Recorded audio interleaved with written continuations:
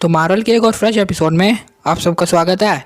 और Marvel cinematic universe में इतने ज़्यादा करैक्टर्स को इंट्रोड्यूस किया गया है और वो करैक्टर्स सेम कॉमिक्स में भी हैं, लेकिन कुछ ऐसे करैक्टर्स हैं जो कॉमिक्स में तो हैं लेकिन अभी तक MCU में उन्हें इंट्रोड्यूस नहीं किया गया है।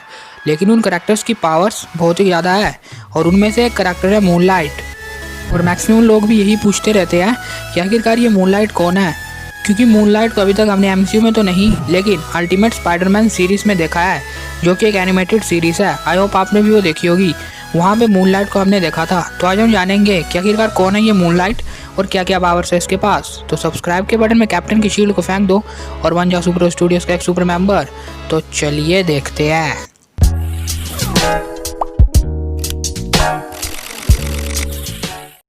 सबसे पहले हम मूनलाइट के ओरिजिन की बात करते हैं। तो ये कहानी शुरू होती है शिकागो से, जहाँ पे जन्म होता है मार्क स्पेक्टर का। और मार्क स्पेक्टर एक्चुअली में ईगो होता है मूनलाइट का।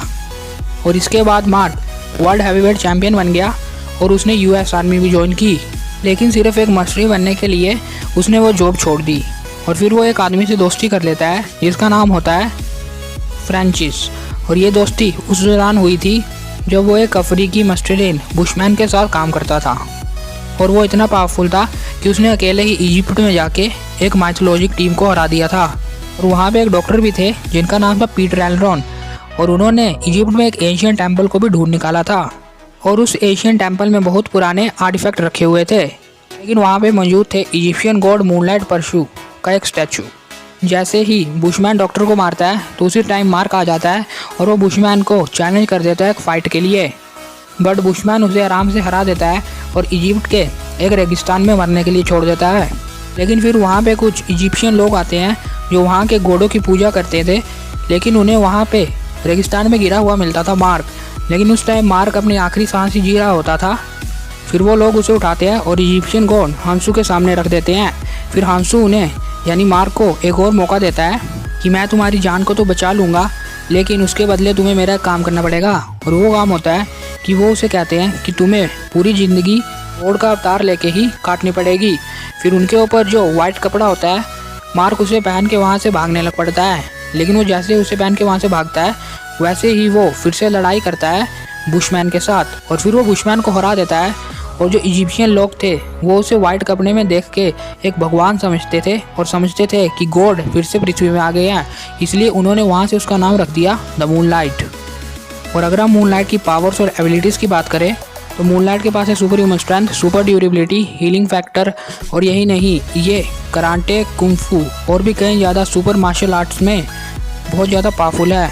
और इसके पास है यूनिक फाइट स्टाइल, क्योंकि टास्क मास्टर जो कि सबका फाइट स्टाइल कॉपी कर लेता है, वो भी इसका स्टाइल कॉपी नहीं कर पाया था, क्योंकि इसका स्टाइल एकदम अनोखा है। और इसकी पावर और भी ज़्यादा बढ़ जाती है मूनलाइट के सामने। रात को मून के सामने इसकी पावर अपने आप ही अपग्रेडेड हो जाती है, क्योंकि ये एक गॉड का अवतार है।